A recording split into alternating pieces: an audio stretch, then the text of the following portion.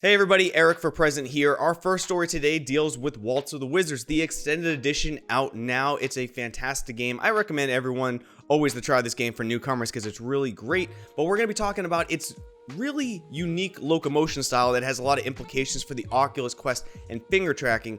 And I do want to say that while this locomotion system is not hard to understand, I had to watch a couple videos and read through a wonderful blog post. So if I don't do a great job explaining it, please check out that link. It will be down in the video description. So Telepath Movement was designed to let players physically move more like we do in reality with reduced risk of motion sickness. At its core, before getting into the new features with the Telepath Movement, you draw a path on where you want to go and the system will direct you over that pattern. You can edit and change course at any time, and by reaching out and interacting like you normally would, that will pause this motion until you are done with your actions. Now it does match sort of a cinematic walking speed, although based on your actions it can adjust speed as well, and you can run by making a running motion to speed things up. Now that's the basic Telepath movement system that they implemented, although there are 3 new updates that we're going to go over. But also a key note, a couple things that when I played with it, it's interesting is that I can definitely see it helping with motion sickness. It definitely feels more guided, and anything that decreases friction and helps other players out, I'm all for.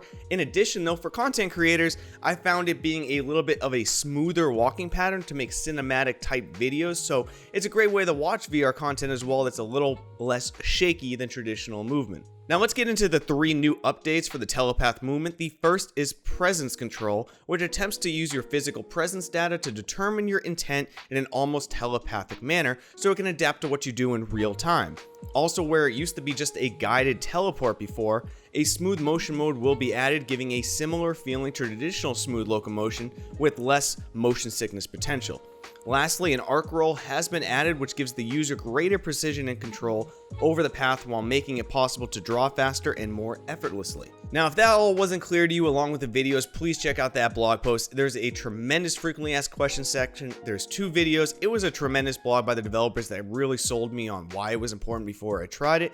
And like I said, anything that decreases friction or barriers to entry or perceived barriers to entry for newcomers like motion sickness, I'm all for it, especially innovative ways like this that are against the grain and a little different. I really respect innovation. And in addition, for Oculus Quest users, because Waltz the Wizard Extended Edition is on it, when finger tracking support comes, this could be a great way to solve the locomotion issue without controllers. By pointing a finger where you want to go and moving, sounds pretty cool. I'm excited to try it out when it happens. Let me know your thoughts. Moving on, our next story is an article that I found very interesting by Wagner James Au. I apologize if I mispronounced your last name there. However, he does the math, he does the hard math on trying to figure out if Half-Life Alyx made a profit yet. And while I can't vouch for his numbers, I thought it was an interesting article. I really like people who are passionate enough in VR to kind of do this research because it came across a very well-informed article. And I appreciate optimism. I appreciate VR users like this, so let's talk about it, what I agree with, what I disagree with, and why Valve wins no matter what. So according to Wagner, he came up with the estimate of Half-Life Alyx driving VR installs by around 1 million and selling a huge bundle of Valve indexes. Based on his research as well as game designer Taj Kelly, he estimates the per year cost of each employee between salary, facility costs, etc. are between $150,000 to $250,000 a year. So what's his math? Direct purchases of Half-Life Alyx generated around $40.7 million in revenue with around a team of 80 people. He estimates this team and the overall development cost of Half-Life Alyx cost Valve between $29 to $75 million, and yes, I know that's a pretty large gap. With this in mind, Wagner concludes most likely Half-Life Alyx has not made revenue yet, although he does paint an optimistic picture it may eventually. So it is a small article, but I like to give attention to creators and VR enthusiasts and people just putting in some work to provide a little bit of value in written form online to VR, so thank you for this article. Now, I do want to say though that no matter what, Valve wins, and while I don't know if his numbers are fully accurate, and I don't know if it's made a profit or not yet, I'm fully sure it will. I mean, it will. 3 points. One is the indexes are going to keep selling. They are still backlogged, and that is highly likely due to Half-Life Alyx, and that is an expensive headset. In addition, Half-Life Alyx is, of course, one of the top-rated ever VR games, and because of its quality and because of the name behind it, it is likely that newer and newer VR users for years to come are going to keep buying this game. It's going to keep racking in the cash. And of course, the biggest thing is you got to buy it on Steam. You're going to get a bunch of people installing Steam, and they will likely buy other games off the platform, which again, Valve will make money on.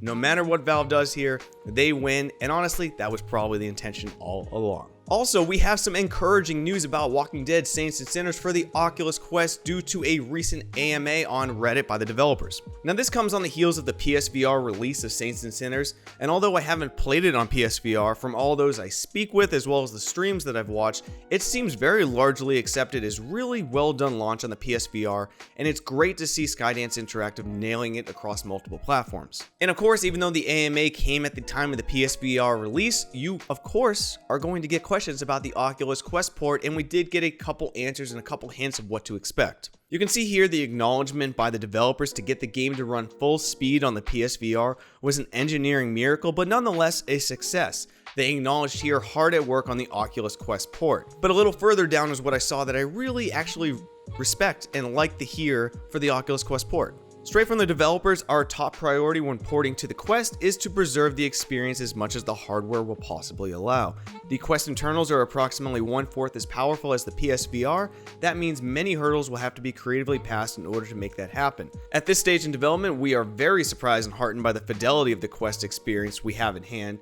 And although there's still a lot of maneuvering to be done, we believe it will be a worthy port. Someone did ask the ETA on when this will be coming to the Oculus Quest, and the developer did state Q4, Q4 of this year, so the last 3 months of this year. That's all they could say about that. All I'm going to say is there is a sniff test on a lot of things in life, and the sniff test here all checks out. I have very positive gut vibes that Skydance Interactive is taking all this very seriously. They are putting out as much as they can and really doing a fantastic job to probably be bringing a monster title to the Oculus Quest. I'm really looking forward to it, and great work, Skydance Interactive. Now moving on, congratulations to my fellow weebs. Little Witch Academia is going to be coming to a VR broom racing game in 2020 to the Oculus Quest, following a PCVR and PSVR launch in 2021. For those unfamiliar, Little Witch Academia began in 2013 as an anime project. It released a movie through crowdfunding and was adapted as a TV series in 2017, and continues to grow a very supportive community who basically will never stop asking for a season 2 until they get it. This will be a fresh story instead of a retread of the first season of the anime, which is great to hear, and it will be following the students at Luna Nova Witch Academy. It will feature broom races with over 10 tracks, as well as open exploration around the school grounds, all featuring multiplayer support as well. So yeah, we don't know too much yet, but I did want to bring this to all my fellow weebs' attention, because anything anime in VR, I'm looking forward to it, and it's just something to look forward to, because for every anime title that comes and possibly does well, may lead to bigger anime titles, bigger anime experiences, and more things that I want in VR. So that's a lot of fun. And for those who are not into anime, I mean, it's the closest thing to Quidditch. I mean, I don't know what else to say. Let me know your thoughts. And finally, we are going to end on some unfortunate news. You do remember that we spoke a couple videos ago about Magic Leap laying off 1,000 employees, about half their work staff, and unfortunately, the other half are at risk according to some new news. In an article on Fast Company by Mark Sullivan, he goes over Magic Leap's new problems, and straight from himself, it now appears that the augmented reality company Magic Leap is at risk of imploding. The Florida-based company reportedly laid off half of its employees on April 22nd, and a new report from The Information's Alex Heath on Tuesday says the company is now looking for new funding or a buyer, and if it can't find either, it will lay off the rest of its staff by June 21st. Now, this is super unfortunate. I hate hearing about layoffs. I hate hearing about it. There are enough people losing their jobs around the world right now, and I hope all these talented people find work somewhere else. But I would have to agree sort of with the article on why it failed. AR, for all its possibilities and all its amazing, it's just too early probably. And what they showed in concept just probably can't be matched at this time. This kind of echoes a creative strategies analyst. Basically, they were too ahead of their time. They could not keep raising money, and so revenue was critical, but the market is still too many years away. Now, unfortunately, with Magic Leap, I have a gut feeling that it may not be going too well. They really don't even have a client that we know that they're selling to, since they stopped their consumer business, and I have no idea what they're selling actually to enterprise right now.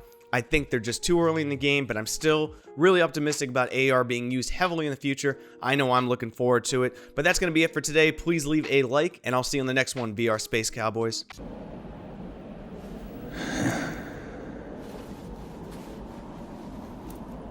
Bang.